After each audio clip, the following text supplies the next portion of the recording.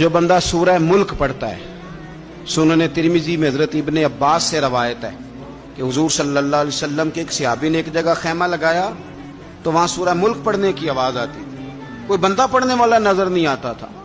جب حضور کی بارگاہ میں عرض کیا تو فرمایا وہاں قبر تھی اور قبر کے اندر بیٹھ کے میرا صحابی سورہ ملک کی تلاوت کر رہا تھا۔ اگر ہمیں خسرہ نمبر یاد ہو جاتا ہے نا اپنی جگہ کا، اور ہمیں پتہ ہوتا ہے کہ میرے والا حصہ کتنے کروڑ کا ہے، اگر ساری کہانیاں ہمیں یاد ہوتی ہیں تو سورہ ملک بھی ہمیں یاد ہو سکتی ہے۔ موبائل پہ اس کو ریکارڈ کر لیں، پھر اس کو سنیں کبھی بھی سورہ ملک میں۔ اور ہمارے سلسلہ عالیہ میں تو سورہ ملک وظیفہ ہے۔